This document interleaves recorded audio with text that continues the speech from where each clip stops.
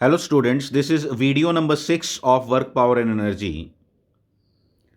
और इसके अंदर हम एक इम्पॉर्टेंट थ्योरम पढ़ने जा रहे हैं जिसका नाम है वर्क एनर्जी थ्योरम। और वर्क एनर्जी थ्योरम में हम देखेंगे किस तरह से हम प्रोसीड करते हैं। Let's see, work energy theorem में एक्चुअली हम लोग क्या सीखते हैं कि work done by all forces, potential energy में था work done by conservative forces से रिलेटेड था, यहाँ पे क्या है work done by all forces. All forces में external plus work done by conservative force plus work done by non conservative forces is equal to change in kinetic energy. ये है आपकी पूरी वर्क एनर्जी थ्योरम।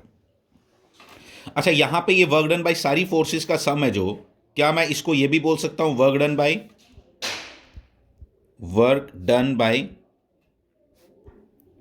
क्या इसको हम बोल सकते हैं work done by net force. Work done by net force is equal to change in kinetic energy. तो मेन आप ये याद रखो, ये जो ऊपर वाला फॉर्मूला क्या, work done by external force, work done by conservative forces, work done by non conservative forces is equal to change in kinetic energy. This is very very important. इसकी डेरिवेशन करेंगे हम अब। इसको, ये तो मैंने आपको स्टेटमेंट वाइज बता दिया कि क्या मतलब है इसका, ठीक है। अब इसको डेराइव करेंगे और वही डेरिवेशन आपने एग्जाम में भी लिखनी है जो मैं अभी बताऊंगा, तो उसको अच्छे से करना। देखो क्या क्या लिखा मैंने। F is equal to M A, सबको मालूम है न्यूटन सेकेंड लॉ। ए की जगह D V by D T लिख दिया, ठीक है। हमने एक्सेलरेशन कैसे कांस्टेंट मान लें, ठीक है। कांस्टेंट होती तो हम फिर फॉर्मूलाज लगाते हैं, अभी तो हम फॉर्मूला नहीं लगा रहे। हम D V by D T जब लिख रहे हैं इसका मतलब ये मान के चल रहे हैं कि जो आपकी एक्सेलरेशन है वो वेरिएबल भी है, तब भी ये एप्लीकेबल है, ठीक है। फोर्स इज इक्वल टू क्या होता है एफ डॉट डी एस, ठीक है। लेकिन मैंने यहाँ पे एक सपोजिशन ली है इस डेरिवेशन को करने के लिए कि हम थीटा यहाँ पे जीरो ले रहे हैं, इसलिए एफ डॉट डी एस किसके बराबर होता है F D S cos theta. तो कॉस थीटा आपको क्यों नहीं दिखाई दे रहा है, क्योंकि डायरेक्ट मैंने एफ डी एस क्यों लिख दिया, क्योंकि मैंने थीटा की वैल्यू जीरो मान ली है। फिर उसके बाद मैंने यहाँ से लिख दिया, ये डी एस से मल्टीप्लाई कर दिया, ये वर्क है, सॉरी ये वर्क है, work is equal to this. तो ये आ गया आपकी वर्क क्या, M D S by D T into D V, ठीक है। ऐसे लिख दिया इसको, मतलब डी वी को उधर कर दिया, D S by D T कर दिया, तो D S by D T V होता है। D S by D T क्या होता है वी, उधर से हम इसको आगे चलते हैं। अब देखो ये इसकी डेरिवेशन मैंने कर दी। यहाँ पे मैंने एक चीज़, वहाँ पे डब्ल्यू जहाँ लिखा था ना वहाँ डी डब्ल्यू लिखना है एक्चुअली, क्योंकि हम डी एस स्मॉल डिस्प्लेसमेंट ले रहे हैं। D S mean small displacement, इसलिए डी डब्ल्यू निकलेगा, डब्ल्यू नहीं निकलेगा डायरेक्टली। तो D W is equal to क्या लिख दिया हमने एम वी डी वी। फिर हमने इसको इंटीग्रेट करना है तो डब्ल्यू मिलेगा। इंटीग्रेट करने की मैंने साइन डाल दिया, आप देख सकते हो एक एक जगह जो जो मैं कर रहा हूँ। इंटीग्रेशन करेंगे तो डब्ल्यू मिल जाएगा, टोटल डब्ल्यू मिल जाएगा।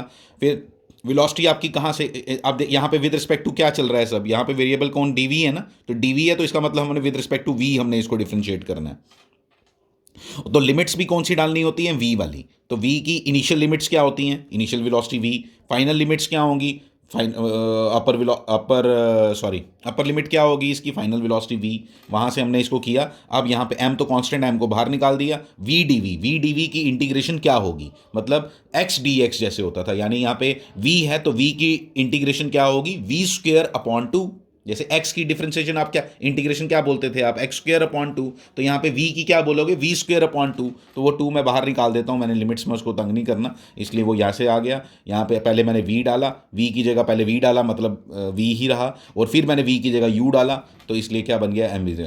तो हाफ एम वी स्क्वेयर हो गया final kinetic energy, half M V U square हो गया initial kinetic energy, that means की चेंज इन काइनेटिक एनर्जी। तो ये सिंपल थ्योरम थी, कुछ नहीं। ये पेपर में आती भी है, बोर्ड के लिए भी इंपॉर्टेंट है, इसलिए ये डेरिवेशन अच्छे से प्रिपेयर करके रख लो अपने पास। ये छोटी सी डेरिवेशन थी, कुछ नहीं है इसके अंदर मुश्किल, ये डेरिवेशन प्रिपेयर करनी है। कई बार बुक्स के अंदर दिया हुआ है कांस्टेंट फोर्स के लिए अलग डेरिवेशन है, वेरिएबल फोर्स के लिए अलग है, लेकिन जब आप वेरिएबल वाली करते हो तो कांस्टेंट उसी के अंदर आ जाती है। तो मैंने उसमें कोई कांस्टेंट और वेरिएबल लिखने की ज़रूरत नहीं है, आप इसको इसी तरह से चलोगे। डेरिवेशन वर्क एनर्जी थ्योरम पे आएगी, आप यही वाली करोगे, कन्फ्यूजन नहीं क्रिएट करनी हमने, ठीक है। तो ये देखो मैंने यहाँ से लिख दिया। मैं एक और चीज़, इस जो अभी मैं प्रूव करने जा रहा हूँ इसको मॉडिफाइड वर्क एनर्जी थ्योरम कहते हैं, ठीक है। आपने कोई इसको सच देखते जाओ मैं क्या कर रहा हूँ। इसको कंजर्वेशन ऑफ मैकेनिकल एनर्जी भी आप बोल सकते हो, इसको ऊपर लिख लो आप heading conservation of mechanical energy. Conservation of mechanical energy आएगा तो आप ये काम करोगे जो मैं करने जा रहा हूँ, ठीक है। ये देखो मैं इसको कैसे लिख रहा हूँ, एक्सटर्नल फोर्स से work done, non conservative forces से work done is equal to क्या लिख दिया, डेल के माइनस, क्या आपको मालूम है ये डेल यू होता है, किया था ना हमने ये पोटेंशियल एनर्जी का फॉर्मूला। फिर उसके बाद के डेल के किसके बराबर होता है, K two minus K one. Del U किसके बराबर होता है, U two minus U one, change in potential energy. ये आ गया। अब equal to K two plus U two, ऐसे देखो कैसे लिखा है इसको, K two plus U two minus K one plus U one. ये बन गया आपका टोटल मैकेनिकल एनर्जी। देखो ये kinetic energy plus potential energy को क्या बोलते हैं, टोटल मैकेनिकल एनर्जी, प्लीज याद रख लेना, ठीक है। और टोटल मैकेनिकल एनर्जी को हम ई से रिप्रेजेंट कर लेते हैं, ई टू, क्या बन गया ये, E two minus E one, E two minus E one, ये E two minus E one आप याद रखोगे। और मतलब क्या मतलब बना कि जो एक्सटर्नल फोर्स वर्क डन करती है और जो non conventional force conservative forces आपकी वर्क डन करती हैं, that is equal to difference in the mechanical energy, ठीक है। एक बात ये समझ आई। अगर ये ना हो तो दोनों, अगर ये दोनों ना हो तो ई टू माइनस ई वन किसके बराबर बन गया, जीरो के, यानी ई टू इक्वल टू क्या बन गया, ई वन के, यानी कि इसको बोलते हैं कंजर्वेशन ऑफ मैकेनिकल एनर्जी। अगर एक्सटर्नल फोर्स एब्सेंट है, अगर non conventional forces, non conservative forces नहीं है सिस्टम के अंदर, ठीक है, ऐसा होता नहीं है कभी भी, फ्रिक्शन वगैरह को आप एब्सेंट नहीं कर सकते, लेकिन अगर ये कंडीशंस अगर आप लगा रहे हो तो मैकेनिकल एनर्जी आपकी कंजर्व रहती है, मैकेनिकल एनर्जी आपकी कंजर्व रहती है, ठीक है। तो ये छोटी सी डेरिवेशन थी जो आपने मैकेनिकल एनर्जी की कंजर्वेशन की करनी है। कंजर्वेशन ऑफ मैकेनिकल एनर्जी ये टॉपिक है। ये एक बॉडी है, ये एक बॉडी है जो ए पोजीशन से, ए मतलब ग्राउंड से एच हाइट पे है, ए पोजीशन उसकी, और वहाँ से उसको रिलीज़ किया गया है। रिलीज़ करने का मतलब होता है उसकी इनिशियल वेलोसिटी यहाँ ज़ीरो है, वहाँ से उसको रिलीज़ करके ग्राउंड पे फेंका गया है, और वो हमने देखना है कि यहाँ पे हर पोजीशन पे ए, बी और सी, और ये इन दोनों के बीच का गैप मान लो एक्स। गिरते गिरते ये तीन पोजीशंस पे मैंने ये प्रूव करके देना है कि यहाँ पे तीनों जगह मैकेनिकल एनर्जी कंजर्व रहती है। पेपर में क्वेश्चन आएगा तो एक छोटी सी डेरिवेशन जो पहले आपको करवाई वो करवा दो, और ये उसकी एग्जाम्पल है, ठीक है। आओ देखें कैसे। देखो एट पोजीशन ए बताओ काइनेटिक एनर्जी कितनी, जीरो। पोटेंशियल एनर्जी कितनी, mgh, ठीक है। ये आ गई पहली पोजीशन, यानी टोटल मैकेनिकल एनर्जी किसके बराबर आई, mgh के। बी पोजीशन पे आओ।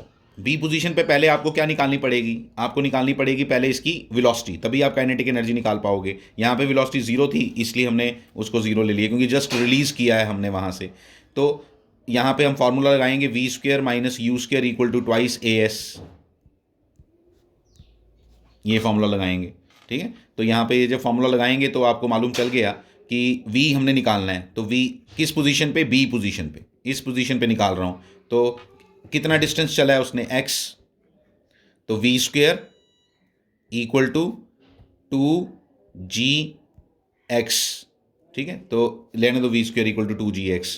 तो यहाँ से जब हमने डाला तो काइनेटिक एनर्जी कितनी बन गई, बी पोजीशन पे 1/2 m वी स्क्वेयर, तभी मैंने उसको रूट नहीं लिया, इसकी मुझे मालूम था मुझे वी स्क्वेयर ही चाहिए, तो ये बन गया mgx। अच्छा मैकेनिकल एनर्जी कितनी है वहाँ, ग्राउंड से कितना ऊपर रह गया ये, h माइनस एक्स, तो ये आ गया mgh माइनस एक्स, ठीक है, क्योंकि अब ये हाइट h माइनस एक्स है ना, टोटल h थी। तो अब इन दोनों को ऐड करो, क्या बना, mgx plus mgh plus mgx minus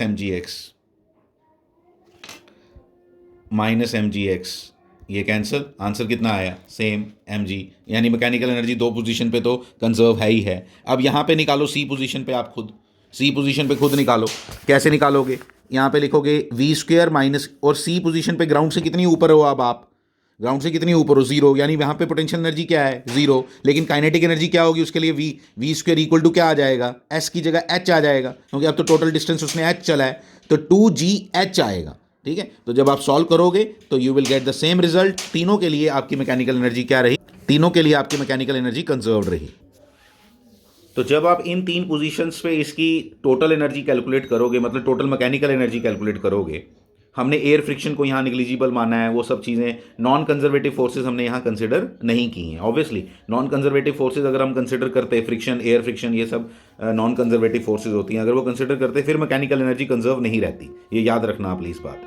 total energy हमेशा कंजर्व रहती है, लेकिन मैकेनिकल एनर्जी कंजर्व नहीं रहती अगर हम फ्रिक्शन वगैरह को, नॉन कंजर्वेटिव फोर्सेज को भी कंसिडर करें तो वेरी सिंपल। ये क्वेश्चन एक बड़ा सिंपल एग्जांपल है, इसमें कुछ भी मुश्किल नहीं है, इसलिए don't complicate it please. 3 positions हैं, तीनों पोजीशंस पे हमने टोटल एनर्जी निकाली और टोटल एनर्जी किसके बराबर आई, mgh के, ठीक है। और हमने ग्राउंड को क्या माना है यहाँ पे रेफरेंस, जहाँ पे हमने इनिशियल पोटेंशियल एनर्जी कितनी मानी है, 0। Ground potential energy equal to 0, gravitational potential energy equal to 0। आप देखोगे इस प्रॉब्लम को अंडरस्टैंड करेंगे। This is the first problem based on the same concept what we are learning right now. Conservation of mechanical energy पे based हैं ये questions.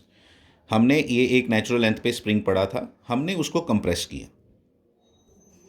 हमने उसको कंप्रेस किया, यहाँ तक ले आए ब्लॉक को।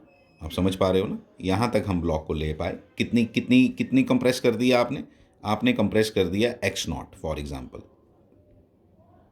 ठीक है। स्टेटमेंट सारी क्वेश्चन के अंदर लिखी होती है, बस मैंने लेकिन अभी सिर्फ डायग्राम से आपको समझा रहा हूँ, ठीक है। तो ये x0, फिर आपने इसको यहाँ से रिलीज़ किया, ठीक है। When it is compress to x0 position, then it is released from here, यहाँ से हमने छोड़ा इसको,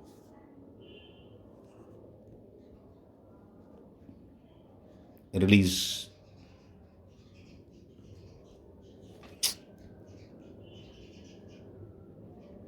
रिलीज किया। यहाँ से जब रिलीज करने का मतलब हमेशा याद रखना u इक्वल टू 0 हो गया। यहाँ पे आपकी वेलोसिटी जो है वो 0 है, ठीक है, इस पोजीशन पे। जब ये यहाँ पहुँचा कहीं कहीं, कितनी दूर भाई, कितनी दूर, हम कोई इसको अलग मान लेते हैं x0/2 की दूरी पे पहुँचा। तो बताओ यहाँ वेलोसिटी क्या होगी, बताओ यहाँ वेलोसिटी क्या होगी। उसके लिए क्या करेंगे, एनर्जी वो गिवन होगा क्वेश्चन के अंदर। प्लीज़ ये सारी स्टेटमेंट जो मैंने आपको बोली है, this will be given in the written कि this spring is compress to position x0 from natural length. हमेशा जब भी डिस्टेंसेस मेजर करने हैं तो that has to be from natural length. याद रखो, कई बार वो किसी और जगह से देंगे, लेकिन आपको डिस्टेंस हमेशा नेचुरल लेंथ से चाहिए होगा, तो फिर आपने उसको कन्वर्ट कर लेना है, वो नेचुरल लेंथ से कितना डिस्टेंस बनता है उसका, ठीक है।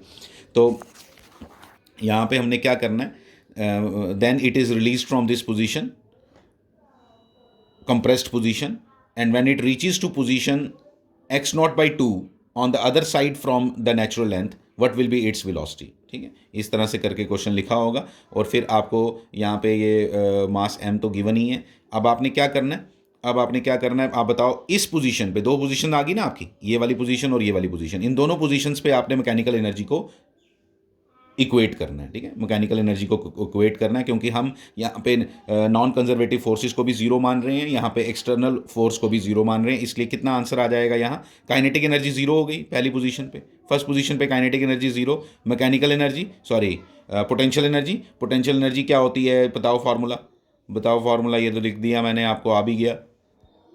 स्प्रिंग के केस में पोटेंशियल एनर्जी का फार्मूला ये है, इक्वल टू, ठीक है, ये आ गया आपका K2 kinetic energy second position पे, जो हमें नहीं मालूम है, ठीक है, जो नहीं मालूम है। K2 प्लस कितना, प्लस यहाँ पे आपकी कितनी होगी potential energy, half K x0/2 square, x0/2 square. यहाँ से हमारा क्या निकल जाएगा, K2 निकल जाएगा कि नहीं, ठीक है। K2 इज इक्वल टू, वहाँ से बड़े मज़े से निकल जाएगा, कितना हो गया ये 4 हो गया ना, 4 नहीं 8 हो गया, ठीक है। तो K2 इक्वल टू हो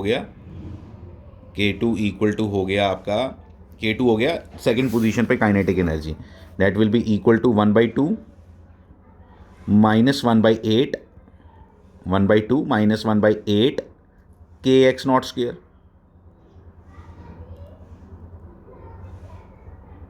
ठीक है। और K क्या है, स्प्रिंग कांस्टेंट है, ठीक है। 1/2 माइनस 1/8 कितना होता है, करो, कितना बना, 4 माइनस 1 3 3/8 बन गया, 3/8 k x0 square, 3/8 k x0 square. किसकी वैल्यू आ गई, काइनेटिक एनर्जी की, किस पोजीशन पे, सेकंड पोजीशन पे, ठीक है। तो हमें मालूम है, हमें लेकिन वेलोसिटी पूछी है, तो मालूम है हमें कि जो आपका K2 है वो किसके बराबर होता है, half M V square equal to क्या आ गया, 3/8, देखो हो गया 3/8 के एक्स नॉट स्क्वेयर। यहाँ से आप वी निकाल लो, यहाँ से वी निकाल लो, ठीक है। तो वी कितना बन जाएगा, 3/4 हो गया, 2 की वजह से वो 2 कैंसिल कर देगा उसको थ्रू, जब उधर जाएगा तो वी एम नीचे आ जाएगा, ठीक है। और अंडर रूट लेना तो इसका आंसर आ जाएगा, वेरी सिंपल, ठीक है। इसको ये वेलोसिटी निकाल लो, देखो किस तरह से हमने इसको किया, वेरी सिंपल क्वेश्चन, कोई मुश्किल नहीं है इसके अंदर कुछ भी। ये आपका नेक्स्ट क्वेश्चन है, आप देख सकते हो। ये इस तरह की एक जगह बनी है जहाँ से आप इस बॉडी को यहाँ से रिलीज़ करोगे तो ये बॉडी यहाँ से जाके यहाँ पहुँचेगी, लेकिन यहाँ ख़त्म है, तो यहाँ से ये फिर आगे गिरेगी ऐसे, ठीक है। ये समझना है इस बात को, ठीक है। ये जब रिलीज़ करेंगे हम इसको, बिल्कुल फ्रिक्शनलेस सरफेस है ये, तो यहाँ से जब ये बॉडी आएगी तेज़ी से और फिर ये कहाँ गिरेगी, यहाँ से यहाँ तक पहुँचेगी। देखो जब ये यहाँ तक पहुँचेगी बॉडी, तो उसके बाद क्या होगा, उसके बाद यहाँ से इसको, यहाँ पे कुछ इसकी वेलोसिटी होगी जिसके कारण ये ऐसे आगे की तरफ गिरेगी, ठीक है। आपको यही पूछा हुआ है कि ये डिस्टेंस एक्स कैलकुलेट करके दो, आपको ये पूछा हुआ है कि डिस्टेंस एक्स कैलकुलेट करके दो। अब प्रोजेक्टाइल मोशन बीच में घुसा दी इसने, मैंने को बोला ये हमेशा इस तरह से करते हैं, प्रोजेक्टाइल मोशन बीच में घुसा दी। पहले तो ये आपको ये वी कैलकुलेट करना है, ये किस वेलोसिटी के साथ ये यहाँ आगे बढ़ा, तो फिर आपको कैलकुलेट करना आता है किस तरह से हम कैलकुलेट करते हैं। पहले टाइम कैलकुलेट करो, तो टाइम कैलकुलेट करके आपको फिर ये रेंज पता चलेगी, रेंज कैलकुलेट करते थे हम, ठीक है। वी इंटू टी, जितना टाइम लगा इसको नीचे तक पहुँचने में, ठीक है। 2h इसकी हाइट है, तो 2h हाइट, तो वर्टिकल डिस्प्लेसमेंट, प्रोजेक्टाइल का कॉन्सेप्ट सारा, लेकिन पहले वी निकालना पड़ेगा। तो वी निकालने के लिए हम क्या करेंगे, यहाँ पे ये ग्राउंड है, तो ग्राउंड है तो यहाँ पे हम पोटेंशियल एनर्जी क्या मान के चल रहे हैं, zero, gravitational potential energy is equal to zero. तो इस पोजीशन पे, पहली दो पोजीशंस हैं, वही सेम तरह के क्वेश्चन है। इस पोजीशन पे आपका पोटेंशियल एनर्जी क्या होगी, चलो बताओ। इस पोजीशन पे आपकी काइनेटिक एनर्जी जीरो और पोटेंशियल एनर्जी कितनी होगी, mg4h, फाइन। यहां पे आपकी काइनेटिक एनर्जी नहीं मालूम मुझे, वही तो निकालनी है, प्लस पोटेंशियल एनर्जी कितनी होगी, पोटेंशियल एनर्जी होगी mg2h। तो यहां से बड़ी सिंपल तरीके से आपको पता चल गया कि आपका K2 किसके बराबर आएगा। K2 बड़ी सिंपल बात है कि 2 mgh के बराबर आएगा, माइनस कर लो वहाँ से, तो आपको पता चल गया कि ये बराबर है। तो ये नॉन कंजर्वेटिव फोर्सेस भी हमने ज़ीरो ली हैं और कोई वर्क डन हमने किया नहीं है यहाँ पे रास्ते में, तो इसलिए इस सिस्टम के ऊपर एक्सटर्नल फोर्स भी ज़ीरो लग रही है, सिस्टम का खुद के कारण ये जनरेटेड है ना, जो यहाँ पे ये सब हो रहा है। तो K2 इक्वल टू ये आ गया। जैसे ही K2 आया तो मैंने लिख दिया half mv square, half mv square equal to 2mgh, M cancel, ये 4 हो गया, ठीक है। और v इज इक्वल टू आ गया आपका 2 under root G H, 2 under root G H, ये आपके v की वैल्यू आ गई। देखो जब आपने v निकाल लिया 2 अंडर रूट जी एच, तो अब हमने क्या करना है, अभी अब आगे इसकी प्रोजेक्टाइल मोशन है, आगे पूरा प्रोजेक्टाइल मोशन है। v जब आपने कैलकुलेट कर लिया, वो तो इस चैप्टर का कॉन्सेप्ट है, जो आपने टोटल मैकेनिकल एनर्जी से v निकाल लिया। लेकिन अब जो इसके आगे की जर्नी है, that is a projectile motion. अब प्रोजेक्टाइल मोशन में आपको क्या क्या क्या मालूम है, हमें मालूम है कि ये जो बॉडी है वो वर्टिकली कितनी चली, 2h, हॉरिजॉन्टली कितनी चली, x, विच इज अननोन, जो मेरे से एक्सपेक्टेड है कि मैं निकालूं, लेकिन वर्टिकली कितनी चली है, दैट इज 2h। तो वहां से ये वही कॉन्सेप्ट लगा के प्रोजेक्टाइल मोशन वाला आपने ये कैलकुलेट करना है कि ये x कितना आएगा। मैं आपको बता देता हूं, x इक्वल टू पता क्या होगा, v इंटू टी, लेकिन t तो है नहीं, टाइम कहां से निकालेंगे, एक नोन है ना आपके पास 2h, तो वहां से आप कैलकुलेट करोगे, मैं करता हूं आपके लिए। ये दो इक्वेशंस हमने यूज करनी है, पहले ये करो। जब मैंने पहले ऊपर वाली ये इक्वेशन यूज की, एस वाई कितना, 2h माइनस 2h है एक्चुअली, नीचे की तरफ है ना, यू वाई जीरो, ठीक है, U Y zero, half A Y कितना, माइनस जी, टी निकाल लो, टी स्क्वेयर है ना, हाँ बस निकल जाएगा यहाँ से टी निकल जाएगा, करो 4 2 अपॉन जी आ गया, 2 upon under root G, H भी है, ठीक है, खुद करो कैलकुलेशन। टी आप यहाँ से निकालो, माइनस माइनस कैंसिल हो रहा है, ये 4 हो गया, 4h/g का अंडर रूट। ठीक है, 4h/g का अंडर रूट आपका टाइम निकल गया। ये जब आपका टाइम यहां से निकल गया, फिर आपके पास ये इक्वेशन आ गई। इस इक्वेशन में ux v है, ax 0 है, इसलिए ये तो दिखेगा ही नहीं, इसीलिए मैंने पहले लिख दिया था आपको x इक्वल टू sx कितना है, x इक्वल टू क्या आएगा, v इंटू टी, क्योंकि a 0 है ना, इसीलिए डायरेक्ट लिख दिया था हमने x is equal to V into T. जब x is equal to V into T मैंने लिखा, तो v की t की वैल्यू आपके पास है, v की टर्म्स में ही आंसर निकालना है। ठीक है, तो आंसर आ जाएगा यहाँ से, v आपके पास आपने निकाला, अभी आपने निकाला 2√gh, तो वहाँ से आपको आंसर मिल जाएगा। तो यहाँ से ये इस तरह के क्वेश्चंस करो। ये है प्रोजेक्टाइल, बीच में डाल दिया, बाकी क्वेश्चन तो वही था मैकेनिकल वाला। प्रोजेक्टाइल तो आपको आना चाहिए ना, अब तो ये मैंने ऐसे ही बता दिया आपको, ये तो आपको कैलकुलेशन खुद करनी आनी चाहिए। ये देखो, ये क्वेश्चन है, इसके अंदर एक मास है m मास, जो a पोजीशन पे है। मैंने अपनी फिंगर्स में उसको होल्ड करके रखा है और मैंने रिलीज़ कर दिया। ठीक है, मैंने रिलीज़ किया, वो यहाँ पे स्प्रिंग पे गिरा। ठीक है, यहाँ पे स्प्रिंग पे गिरेगा तो ऑब्वियसली स्प्रिंग को क्या करेगा, कंप्रेस करेगा। ठीक है, तो स्प्रिंग को कंप्रेस करेगा, तो स्प्रिंग जब कंप्रेस होके क्या हुआ, बीच में मीन पोजीशन आएगी। मीन पोजीशन क्या होती है, जहाँ पे क्या होता है, जहाँ पे आपकी नेट फोर्स 0 होती है। वेरी इंपॉर्टेंट, जहाँ पे आपकी नेट फोर्स 0 है, तो नेट फोर्स 0 हो जाएगी, और उसके बाद वो लेकिन और नीचे जाएगा, जहाँ पे उसकी वेलोसिटी 0 होगी। इस पे डिटेल लेक्चर मैंने आपको पहले भी दिया हुआ है, आप फील भी कर सकते हो इस चीज़ को कि आपका एक बॉडी A जो है, एक body mass M is release from position A। ठीक है, is release from position A, और उसको फिर हमने गिराया कहाँ पे, उसको हमने गिराया इस पे आपके इस स्प्रिंग के ऊपर। तो स्प्रिंग उसके कारण जो है वो कंप्रेस हुआ, उसके कारण कंप्रेस होने के कारण, इसके कंप्रेस होने के कारण बीच में फिर वो कंप्रेस होके पूरा नेट कंप्रेशन इसका कितना आया, उसका नेट कंप्रेशन जो आया वो आपको दिखाया मैंने, जहाँ पे आपका लिखा भी हुआ मैंने, मैक्सिमम कंप्रेशन, जहाँ पे उसकी वेलोसिटी 0 होगी, फिर वो ऊपर की तरफ जाएगा। उसकी बारी बात नहीं की है उसने सिर्फ पूछा है बताओ A पोजीशन पे और B पोजीशन पे क्या वेलोसिटी होगी और C पोजीशन पे क्या वेलोसिटी होगी इसकी, और ये आपको गिवन देना पड़ेगा उसको कि ये जो है ये h हाइट ऊपर है, ये h हाइट आपका मास ऊपर है, ये भी आपको गिवन है। अब इस क्वेश्चन को प्रोसीड करते हैं। पहली चीज़ ये देखो, मैंने एट पोजीशन A ना, ये ग्रेविटेशनल पोटेंशियल एनर्जी लिख दी mgh। Elastic potential energy, spring है ही नहीं वहाँ पे, तो कैसे आएगी इलास्टिक पोटेंशियल एनर्जी, 0, और काइनेटिक एनर्जी कितनी, 0। तो यानी पोजीशन A की कहानी जो है, वहाँ पे ग्रेविटेशनल पोटेंशियल एनर्जी सिर्फ है उस मास में। ठीक है, काइनेटिक एनर्जी कोई नहीं है। काइनेटिक एनर्जी होती अगर वो बोलता इतनी स्पीड के साथ वो गिर रहा है, तो ऐसा तो उसने दिया नहीं है, इसलिए रिलीज़ लिखा हुआ है, वहाँ से हमने रिलीज़ किया है, वहाँ पे वेलोसिटी 0 है, वहाँ पे वेलोसिटी 0 है, तो काइनेटिक एनर्जी भी 0 है। स्प्रिंग वहाँ है नहीं, इसलिए इलास्टिक पोटेंशियल एनर्जी भी 0 है, लेकिन ग्रेविटेशनल पोटेंशियल एनर्जी किसके बराबर है, mgh के। पोजीशन B मतलब यहाँ पे जब गिर के ये यहाँ पहुँचा, तो इसने यहाँ पे कितनी वेलोसिटी के साथ यहाँ गिरा, ये हम पता लगाएंगे। उसको पता लगाने के लिए फिर से मैं लिखता हूँ at position B। Position B को अंडरस्टैंड करने से पहले ना एक बात ज़रा ग्रेविटेशनल पोटेंशियल एनर्जी के बारे में एक इंटरेस्टिंग बताता हूँ आपको।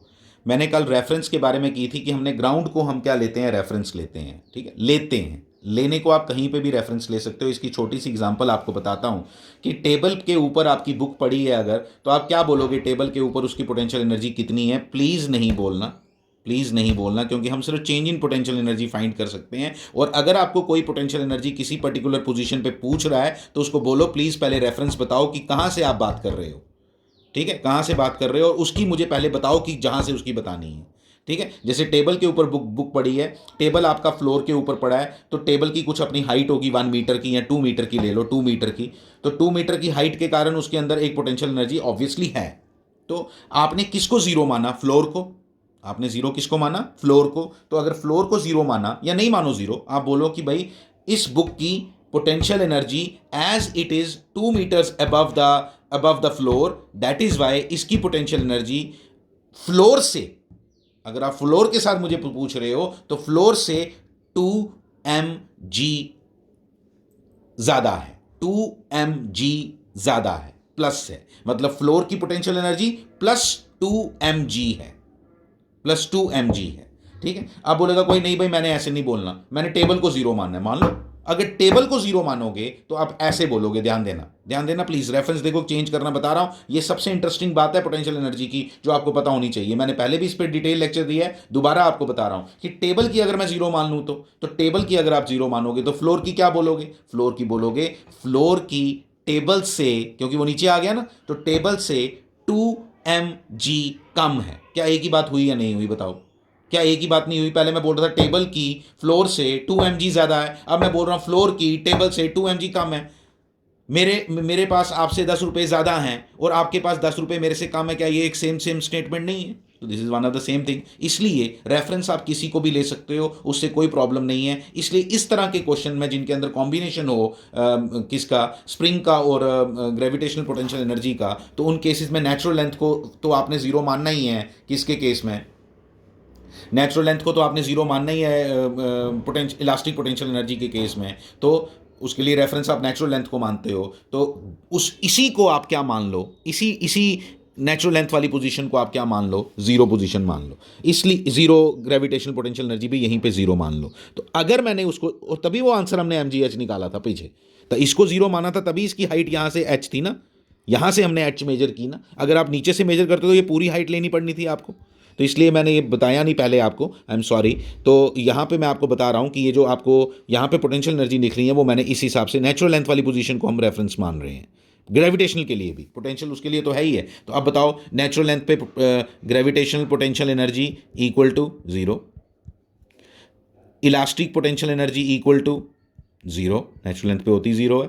फिर उसके बाद आ गया तीसरा क्या, काइनेटिक एनर्जी।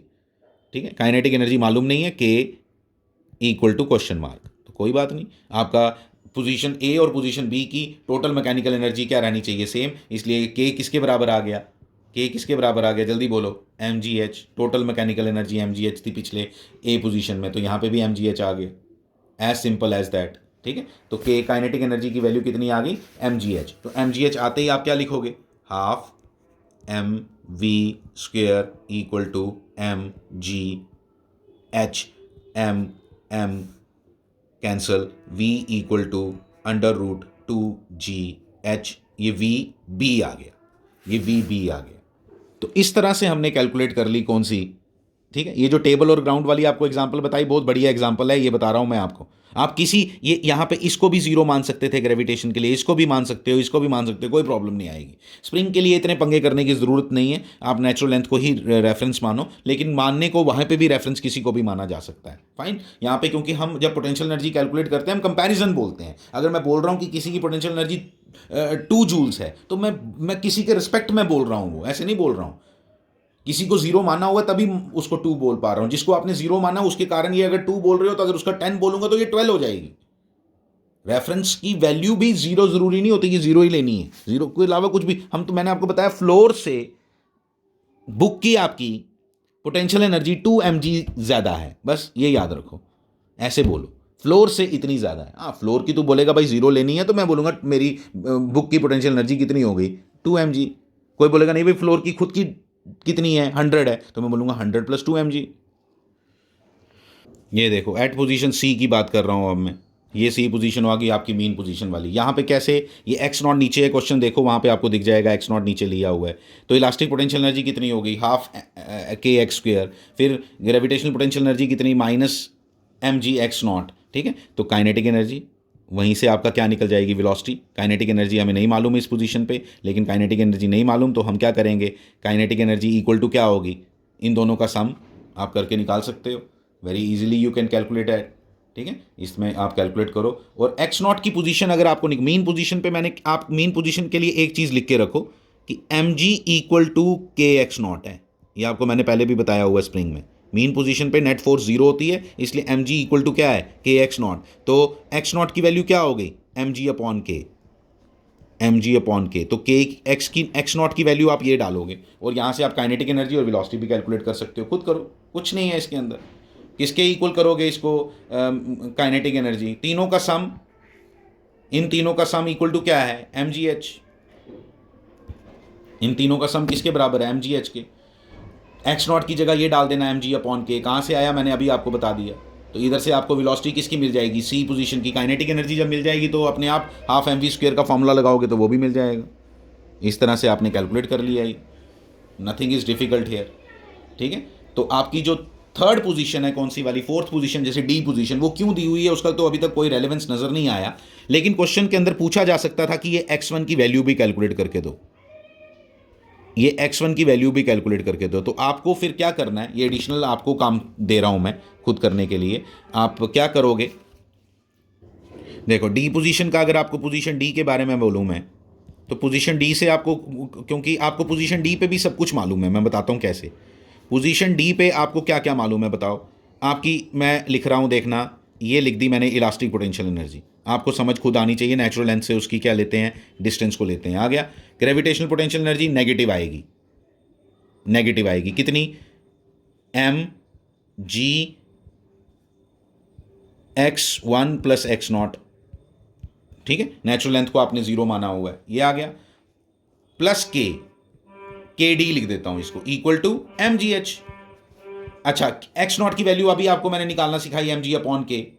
ठीक है, तो यहां से आपको क्या मिल जाएगा, के डी मिल जाएगा। ठीक है, के डी मिल जाएगा, और नहीं सॉरी, के डी जीरो है, सॉरी, के डी थोड़ा निकालना है यहाँ, ये के डी जीरो है क्योंकि वहां वेलोसिटी जीरो है, इक्वल टू क्या आ गया, एम जी एच। और यहां आप इस इक्वेशन को यूज करके यहां से क्या निकाल सकते हो, x1 कितना आएगा, मैंने खुद ही कर दिया आपको। ठीक है, इसको प्लीज अच्छे से करके रखो। बहुत से कॉन्सेप्ट क्लियर करने के लिए ये अच्छा क्वेश्चन था, इसको बहुत प्रॉपरली अपनी कॉपी पे करके रखना, बहुत अच्छे से इसको अपनी कॉपीज पे करके रखो। Thank you very much.